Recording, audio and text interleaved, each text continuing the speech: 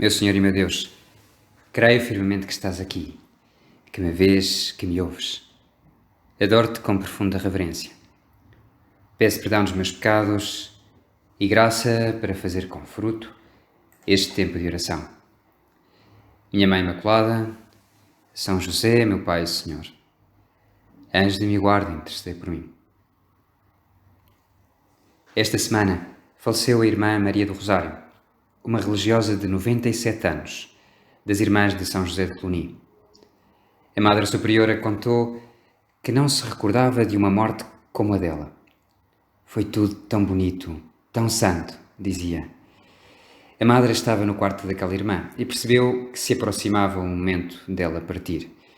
Correu então para a sua cabeceira e disse: Irmã Maria do Rosário, vamos rezar.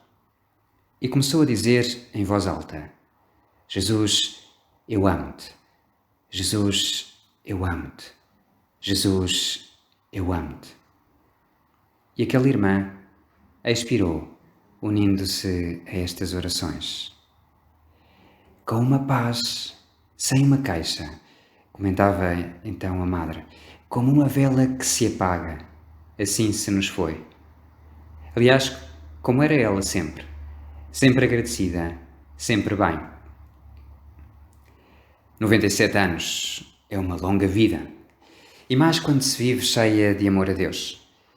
E eu sempre a vi enamorada do Senhor. Para a recordar e para preparar a homilia, peguei num livro que ela escreveu, um livro de poesias. Chamou-me a atenção as datas. 1950, 1951. Foi há tanto tempo. E nelas encontrei o mesmo amor que sempre testemunhei na sua vida. Mas houve algo mais nesta religiosa que me fez trazer a sua memória para esta meditação. Foi algo que referiu uma pessoa da família mais chegada. Disse: ela tinha um grande amor a Deus, não haja dúvida. Aliás, basta lembrar que ela teve de esperar pela morte dos pais para professar como religiosa. Eu sabia que os pais não tinham aceite a sua vocação e fiquei muito sensibilizado quando li a contracapa do tal livro de poemas, em que diz, depois de dizer que nasceu em 1923, os pais católicos fervorosos souberam incutir na sua alma de grande sensibilidade valores humanos, sociais e cristãos que pautaram toda a sua vida.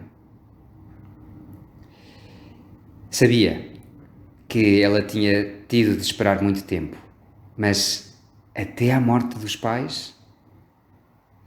E com este novo dado, voltei a pegar nas suas poesias e li uma, de 1950, 9 anos antes da sua profissão, intitulada Súplica.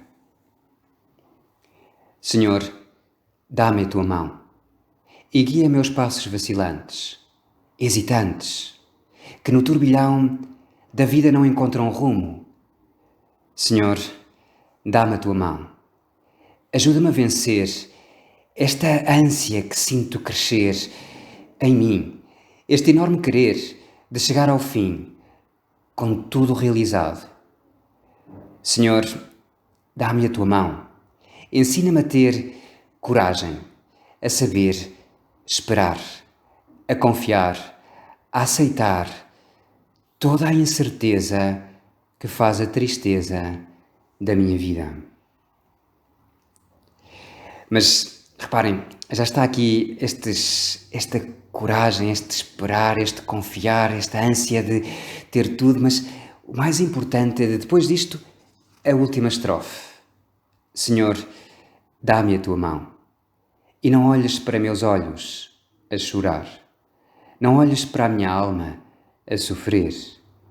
Sabes bem, Senhor, que o meu querer, custe o que custar, é sempre querer o que tu queres.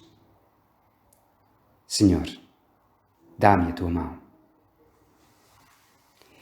Recordei o caso destes bons pais católicos ao ler o Evangelho de hoje. Conta-se que, naquele tempo, Jesus chegou a casa, com os seus discípulos. E de novo acorreu tanta gente que eles nem sequer podiam comer.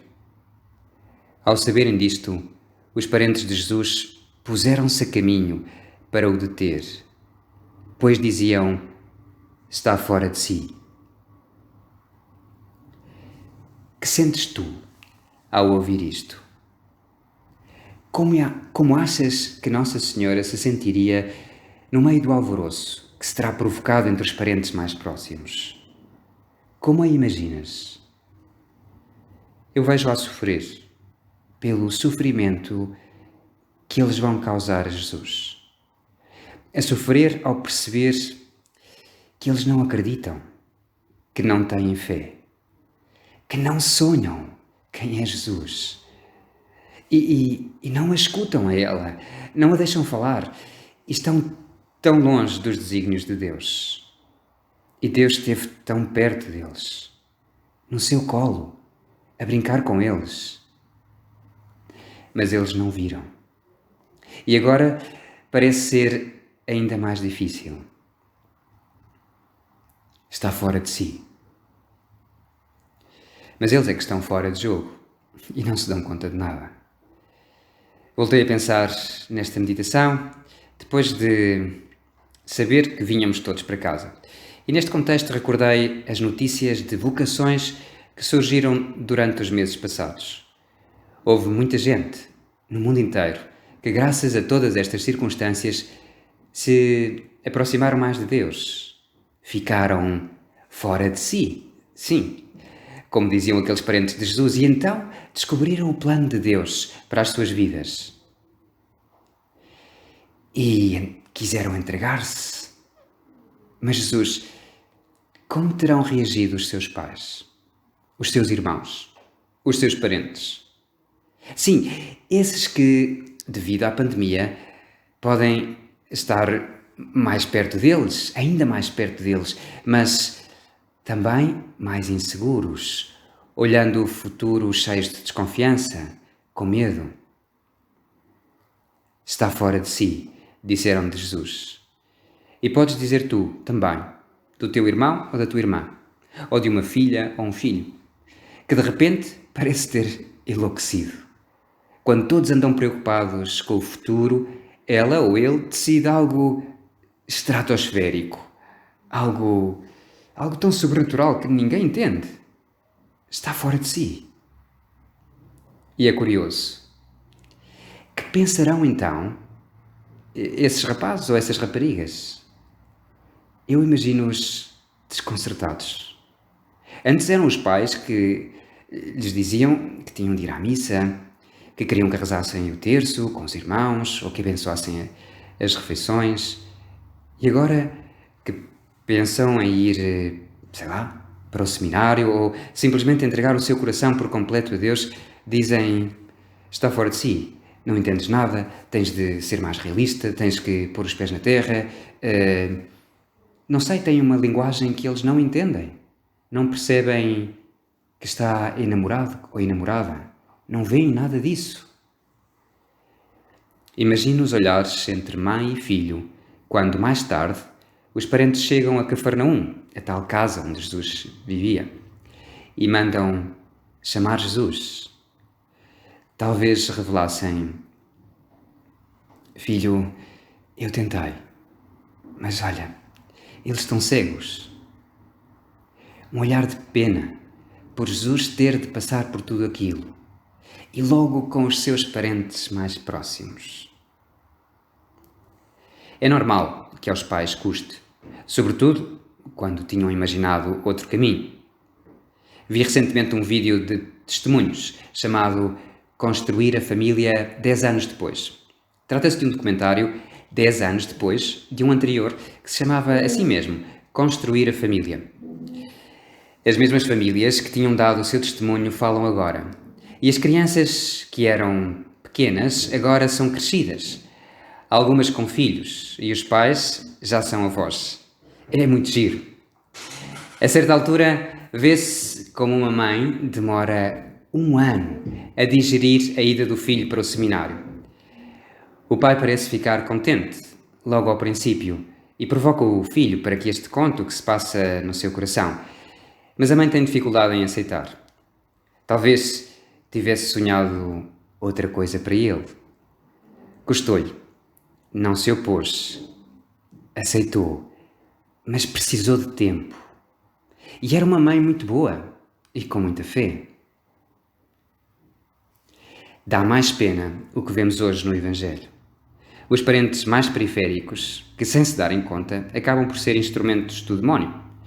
Aquelas notícias que chegam põem todos os primos e vizinhos em alvoroço e decidem que devem pôr um fim a tudo aquilo.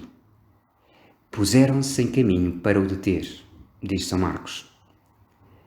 E São José Maria comenta: esta cena continua a repetir-se nos nossos dias. Perante a grandeza de Deus, há quem fique desconcertado e mesmo quem se escandalize, sem nada entender. Sorriem com displicência, assustam-se, ou então, em casos que parecem verdadeiramente patológicos, obstinam-se em pôr obstáculos.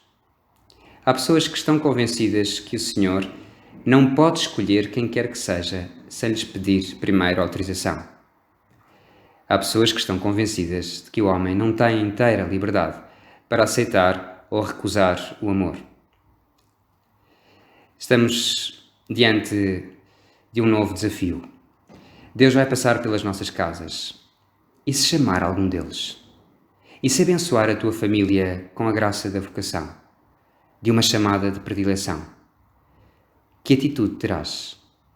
Vais ajudar ou vais pôr obstáculos? Estás preparado ou preparada? Ao voltar do funeral, telefonei ao meu pai para contar pormenores. A pandemia não permitia que fosse mais ninguém do nosso ramo familiar, porque aquela religiosa era prima da minha mãe. Recordou-me então como os pais da minha mãe e a minha mãe tinham sido os únicos da família a apoiar aquela prima na sua vocação. E acrescentou: e nessa altura, os teus avós não tinham fé, eram comunistas.